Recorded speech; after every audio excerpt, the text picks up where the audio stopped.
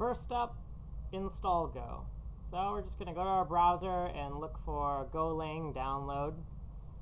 And first result that pops up is actually what we want, but you might just want to check the URL to make sure. And you know what? That looks legitimate to me. golang.org/DL for download. And we're going to look for the latest release, 1.7.4. We want a zip file. I prefer to install the zip version, and not the 32, the 64. So we're going to do the 64-bit, and we're going to download the zip file for it. You can use an installer. This tutorial is not going to cover the installer way. So here's our zip file. We're going to save it. If you notice, I already have the file extracted up there because I've already done this once. For brevity, we're going to use the version I already extracted, but I still want to go through all the motions and not leave out anything. So right here, these notes are important. We are setting it into a flash drive instead of on the C drive, so we're going to have to set go root as part of our environment variable setup in order to get this to work properly. So anyways, here's what we've extracted. So you can right-click, extract all, and that's how you would get this resulting folder. If you don't have that option to extract all, you might want to download some type of zip archive manager, like 7-zip, for example, is a really good one. So here's the path that it's going to be extracted to. We could give it another name if we wanted to. For example, some folder. Okay.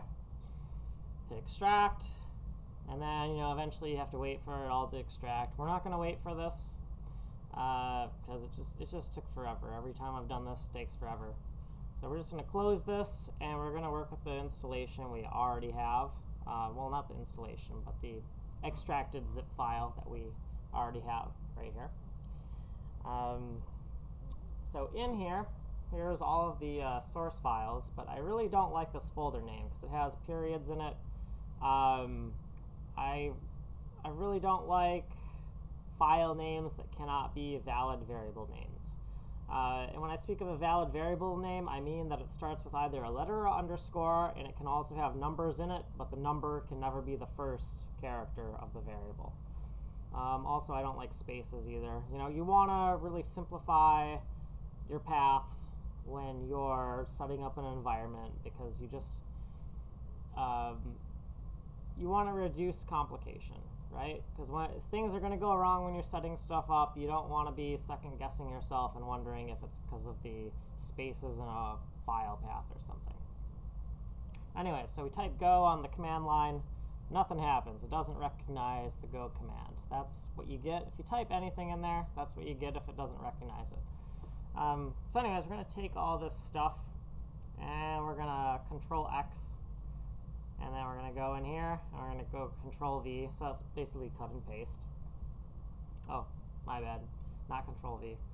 So anyways, so we have all this stuff that's gone now, and we're just going to delete this folder because now we have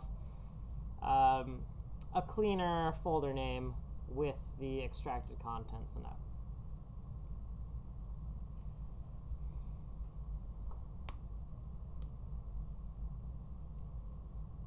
Alright, so, there's all the stuff.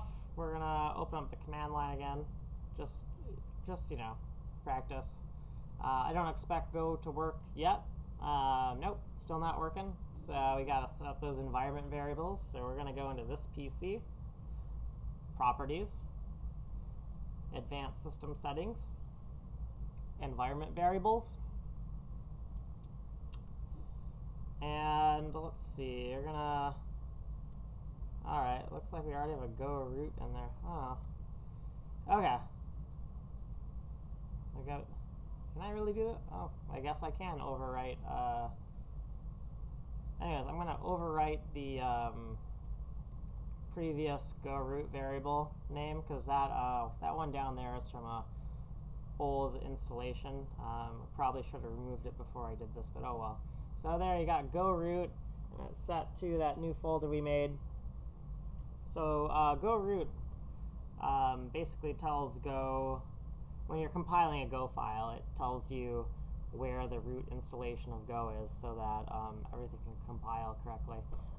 So it's still not working on the command line, because that actually isn't what we need to get it to work on the command line. It's necessary for everything to compile correctly, but we actually need to add it to the path. So usually any command that you want to start using on the command line, you're going to do that by pointing to a folder on the path variable. So we're going to go in here, and we're going to go down, and once again, this is from a previous installation. Not quite right? Because we named that folder something else. Notice that it's the bin file, because that's the folder with the executables.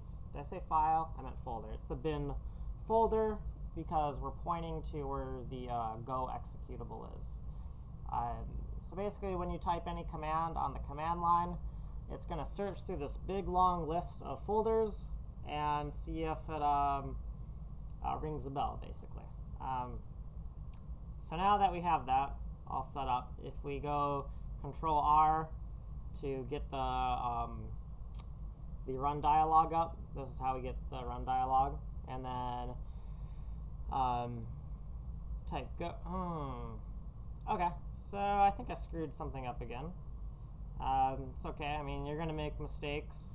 Now you know what mistakes look like, I guess. So everything's there in the bin folder, so I'm not quite sure what's going on. Properties, advanced system settings. So we're going to just double check our environment variables. You know, it's possible I screwed something up. You know, I screw things up all the time. That's correcting those errors promptly is, you know, the valuable part. You know, you can make mistakes, just fix them. Yeah, that looks wrong. So remember we downloaded 1.7.4, and I see that there's a 2 there. So an oversight on my part. So now we should be good. So we're going to close everything, and we're going to try this one more time. So we're going to go Windows R to get up the run dialog, type in CMD in the run dialog, and from there you'll get your prompt. On the prompt, we're just going to type Go. Look, we got stuff. Awesome. So now we're going to type Go version to double check that we have the version that we think we have. 174 AMD 64. Good. So 64-bit 1.74. So I'd say right now, everything looks good. Go is installed. It's working on the command line.